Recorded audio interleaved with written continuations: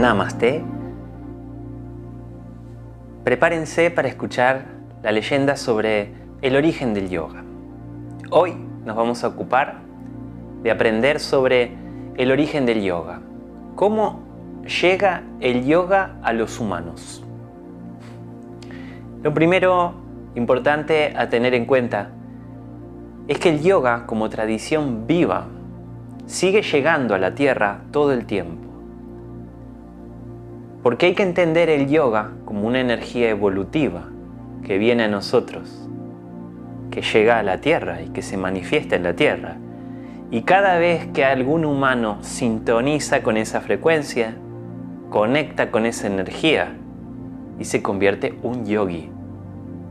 Es importante entender eso porque vamos a ver que en el origen del yoga, el yoga no solo aparece en un lugar y en un tiempo, sino que el yoga va apareciendo y se va recreando en distintos lugares y en múltiples tiempos, y todo esto está como entramado, interconectado, como un gran tantra, una gran relación. Pero bueno, para empezar, como un cuento, empezaremos con una leyenda que es clásica, una leyenda que es la leyenda del origen de Mastya Avatar o Machendra Nath, el primer yogi de la tradición de los Nath, y el primer yogi que se considera es el que trajo el yoga a los humanos. Vamos a contar un poco de este origen místico, de este gran yogi, que es de renombre en la India y es uno de los yogis más respetados por todas las tradiciones. Una leyenda dice que hace miles de años, en un reino llamado el reino dévico, donde estaban los devas, seres celestiales, no humanos, que son capaces de vivir por miles y miles de años. En ese lugar los devas practicaban yoga. Estos devas están divididos en distintas categorías de devas, distintos tipos de seres. Entonces se los clasifica como los devas superiores o mayores, los devas medios y los devas menores. Para nosotros estos devas representan energías de la naturaleza. Energías como el sol, la luna, el fuego, el viento, la fuerza que hace que una semilla germine, la fuerza que empuja a todo el universo a funcionar, la fuerza que hace que se produzca un nacimiento, y también esa fuerza que se va cuando se produce una muerte. Todas esas fuerzas podemos representarlas como entidades débicas. Estos devas se clasifican en tres tipos, pero en la cultura hindú, en la India, de donde esta tradición viene, también a esos devas se les llama dioses y se les dan atributos de divinidades. Por eso les aclaro estas dos explicaciones. Una cosa son las energías de la naturaleza, interpretadas como lo que son manifestaciones del universo. Y otra cosa es lo que ha hecho la cultura hindú, que es darles atributos y personalidades a cada una de estas manifestaciones energéticas, ¿sí? Dándoles humores, pasatiempos y bueno, creando toda un árbol genealógico de seres que nosotros podemos llamar mitológicos, ¿sí? O que tienen que ver con la interpretación de la divinidad, muy similar a como han hecho los griegos, por ejemplo, ¿sí? Y de la misma manera que pasó con la cultura griega, para hacer un paralelismo, en las historias, en los mitos, en las leyendas, muchas veces esos dioses se combinan con humanos y aparecen como seres intermedios, que están como medio entre los dos planos, o que también se les puede llamar semidioses o suprahumanos, como uno les sirva mejor comprenderlo. La cuestión es que los devas eran los que practicaban el yoga, incluso antes de que el yoga llegara a los humanos. Y dentro de los devas, no todos los devas practicaban el yoga. los que practicaban el yoga principalmente eran los devas mayores. Algunos devas intermedios y a los devas menores les estaba prohibido la práctica del yoga. ¿Por qué? Porque la práctica del yoga le daba mucho poder a los devas y los devas mayores tenían que gobernar el universo, crear universos, sostener la creación y destruir universos. A eso se dedican los devas mayores, ¿sí? Imagínenlos como divinidades creadoras, sostenedoras y destructoras o transformadoras. En la clasificación de divinidades mayores o devas mayores, hay 3 devas que se les da el atributo de ser como los más poderosos, que son Brahma, Vishnu y Shiva. Hay distintas interpretaciones dependiendo de las corrientes espirituales. Depende con qué divinidad se asocian más. Algunos dicen, bueno, Brahma, Vishnu y Shiva, como una trinidad, como si fuese el Padre, el Hijo y el Espíritu Santo de las religiones católicas y cristianas. ¿Bien? Otros es al revés, es Shiva, Vishnu y Brahma, dándoles diferente estatus o diferente importancia. El orden de los dioses y las divinidades, cuál es más importante, no tiene que ver con una realidad de que uno de estos sea más importante, sino que con qué divinidad se identifica más una corriente espiritual específica. Si es Shivaita, claramente van a poner a Shiva arriba. Si es Vaishnava, van a poner a Vishnu. Y si son más brahmanas, van a poner a Brahma. O sea, es una cuestión de identificación, ¿sí? Para otros, o podríamos decir, en el caso nuestro, estos aspectos del universo los vamos a poner como en la misma línea. Brahma, Vishnu y Shiva, o Shiva, Vishnu y Brahma, como en el mismo nivel, como diferentes manifestaciones de una energía superior que podemos llamar Atma, y que en su estado Atma no tiene ninguna forma y todas las formas. Entonces nosotros en la visión de nuestra escuela no representamos de ninguna manera esa energía, porque ¿cuál es la forma del todo? Todas las formas, ¿sí? Entonces, si tomamos una forma específica, dejamos afuera todas las otras formas, y el todo es todas las formas. Por eso es que en nuestra escuela no tenemos una forma de la divinidad, ¿sí? Nosotros no tenemos una forma de la divinidad, porque la divinidad es todas las formas. Por eso es que cuando explicamos estas 3 energías para fines prácticos, vamos a usar o una u otra, depende de la necesidad que tengamos. No nos vamos a adherir a una específica, porque para nosotros la divinidad está en todas partes. Todas las religiones conectan con la divinidad de su forma, en la forma en que pueden, en la forma en que lo han podido lograr. Y para nosotros van a estar bien todas las formas, ¿sí? No nos vamos a apegar a ninguna forma. Pero en esta historia se habla de Brahma, Vishnu y Shiva. Y más específicamente de Shiva. Porque cuando hablamos del yoga, hablamos de Shiva. A Shiva también se le dice Adi Yogi, el primer yogi, ¿sí? También se le dice Adinat, el iniciador del linaje Nat. Es como el gran yogi. También se le puede decir el primer yogi que existió, ¿sí? El padre del yoga es Adinat o Shiva.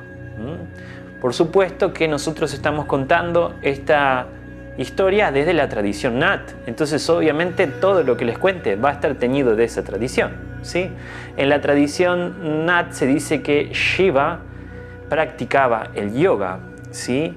Y al practicar el yoga, eso le daba poderes y capacidades de controlar el universo y controlar su cuerpo y poder manifestarse en distintas partes del universo.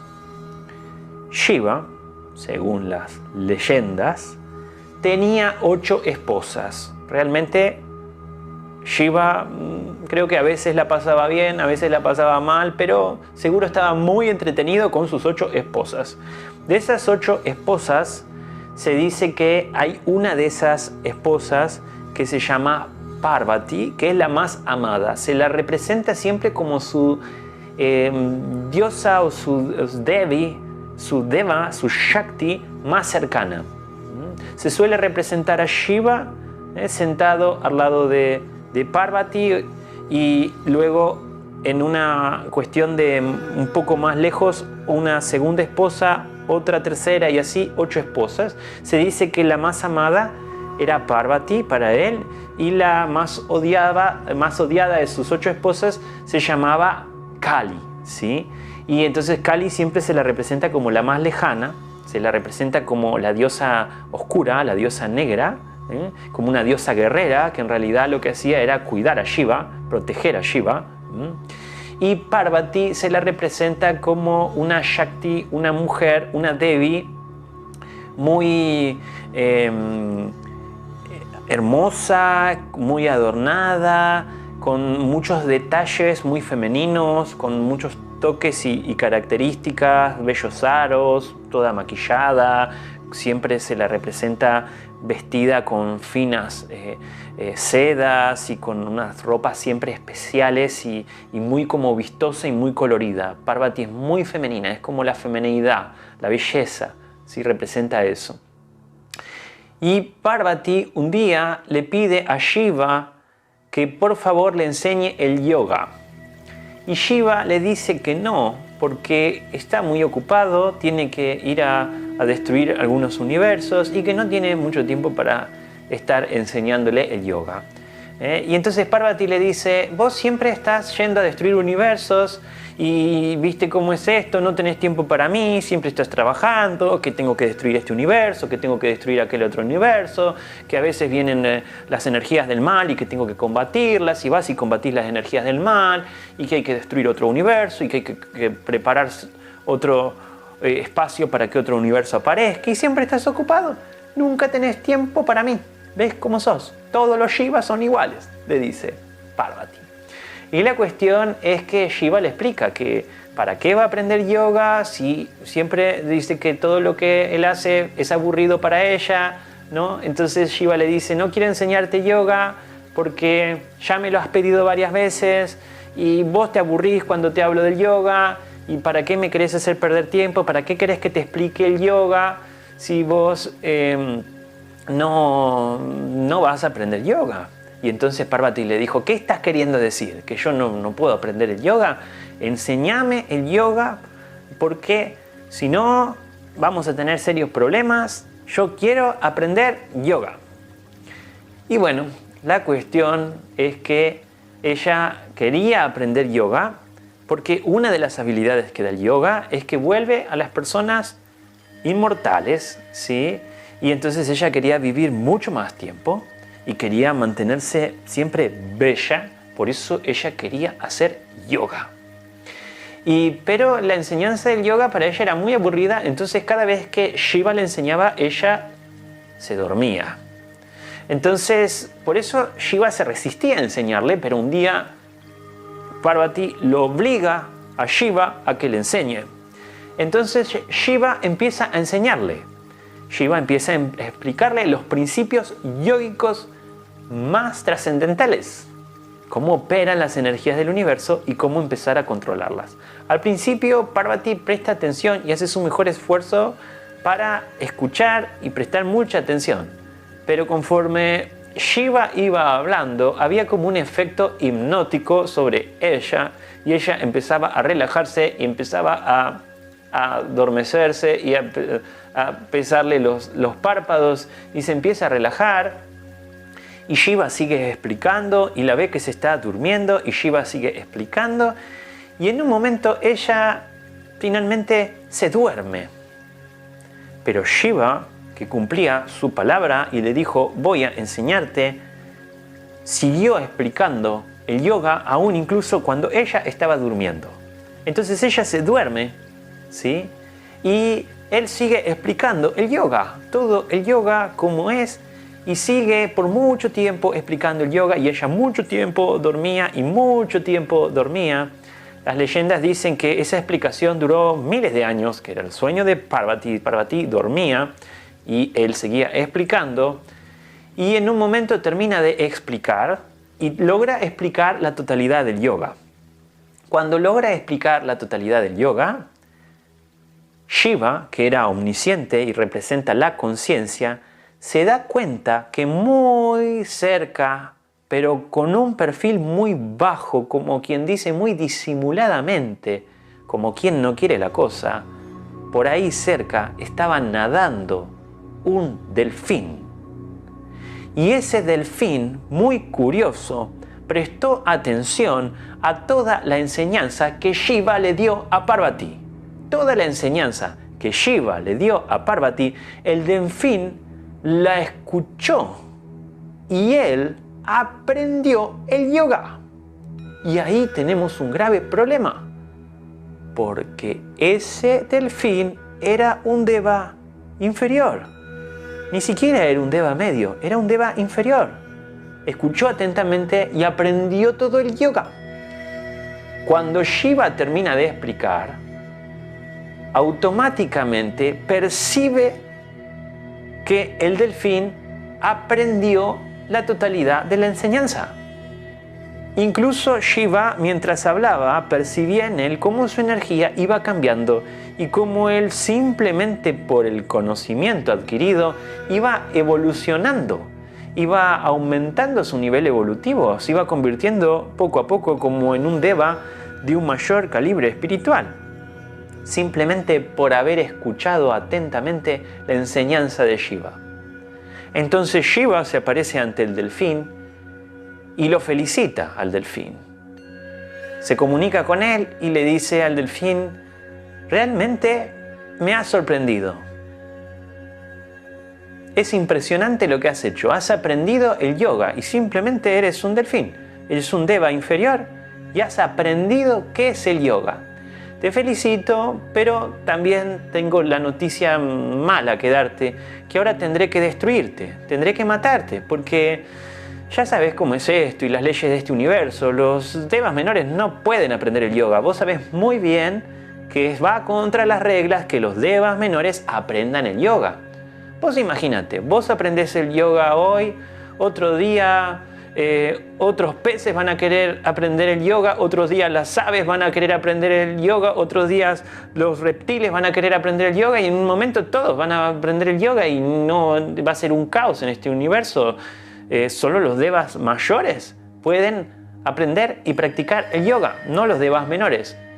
Así que con mucho respeto y con mucha compasión de mi parte voy a destruirte, pero sin antes felicitarte mucho, porque realmente lo que has hecho es algo magnífico y realmente eres un ser extraordinario. Así que con mucha compasión voy a destruirte. Y entonces el delfín solo estaba ahí. Shiva agarra su tridente, un gran tridente con filo de todas partes, agarra ese tridente y justo cuando está a punto de matar al delfín, el delfín estaba a punto de pasar al cielo de los delfines y en ese momento, ¿quién se despierta? Parvati. Se despierta de ese sueño profundo que tenía y cuando se despierta viene y dice: ¿qué estás haciendo? No te preocupes, ya estoy con vos, le dice Shiva, voy a matar a este delfín y vuelvo con vos y te doy toda la atención que vos necesitas, pero déjame terminar con esto. Y dice: no, ¿qué vas a hacer? Voy a destruir a este delfín porque ha aprendido el yoga y bueno, sabes que los devas menores no pueden aprender el yoga. Y Parvati dijo: de ninguna manera, mira qué tierno que es ese delfín, qué hermoso que es ese delfín, tan precioso, qué inteligente, qué bello delfín. Y Shiva dice: sí, la verdad que es muy lindo, sí, la verdad que es muy inteligente, así que bueno, tendré que matarlo. Y otra vez Parvati le dice: ni se te ocurra matarlo, encima que no me enseñás el yoga, hasta le enseñás a un delfín, y el delfín aprende y no sos capaz de enseñarme a mí, ¿ves cómo sos? Así estamos, siempre lo mismo, vos andás destruyendo todo, ahora querés destruir el delfín, todo querés destruir, siempre se trata de destrucción, transformación y cambio. Le llamás para que suene bonito, pero es destrucción. Dice: te prohíbo que mates ese delfín. Entonces Shiva dice: bueno, pero acá tenemos un problema porque yo quiero complacerte, amada mía, pero nosotros somos devas mayores, y él es un deva inferior y no podemos dejarlo vivir. Y Parvati le dice, sí, todo muy bien, pero tampoco podés dejar de complacerme porque yo soy tu Shakti más amada, y juntos gobernamos este universo. No podés dejarme así sin complacerme, deberás complacerme. Y entonces Shiva se encuentra en un dilema porque debía complacer a ella, pero también debería complacer a las reglas de ese universo, ¿sí? De ese reino dévico. Entonces va ante el delfín y le dice al delfín, bueno, tenemos un tema aquí, como te habrás dado cuenta, no voy a poder destruirte porque Parvati es su voluntad, ella no quiere que te destruya, así que no voy a destruirte, pero por otro lado tampoco te vas a poder quedar acá, porque imagínate cómo es, si todos los devas se empiezan a enterar que vos aprendiste el yoga, después todos van a querer aprender yoga y esto va a ser un caos. Así que voy a dejarte vivir, ¿sí? Como recompensa por haber aprendido el yoga, ¿sí? Pero te voy a mandar al exilio, te voy a mandar a otro lugar para que, ya que sos tan sabio y tan inteligente, te voy a mandar con los humanos que son de otro reino, para que ya que sos tan hábil y tan inteligente le enseñes a ellos el yoga. Y así fue la leyenda que el delfín no murió. El delfín vino al reino de los humanos. Según las leyendas, a Matchendra se lo representa como si fuera un tritón, un sireno, mitad de torso humano y mitad de cola de pez. Así son las representaciones más antiguas de Matchendra, o Mastya Avatar, ¿sí? O una primera manifestación de la divinidad en la tierra. Mastya Avatar o el primer avatar, ¿sí? Y la leyenda dice que él vino a la tierra, ¿sí? Y cuando vino a la tierra empezó a enseñar de diferentes maneras. Así que esa es la historia de cómo llega la enseñanza del yoga al reino de los humanos. En un próximo capítulo te voy a explicar un poco de cómo es esto de que un delfín le enseña a los humanos. O voy a intentarlo, por lo menos. Recuerden que estas leyendas son arquetípicas, son simbólicas y ancestrales, y que intentan representar lo que había en el imaginario de seres muy evolucionados, ¿sí? Así que nosotros vamos a hacer nuestro mejor esfuerzo. Te espero en el próximo capítulo para ver cómo es que este delfín puede finalmente tomar forma humana dentro del reino humano para enseñarle a otros humanos. Namaste.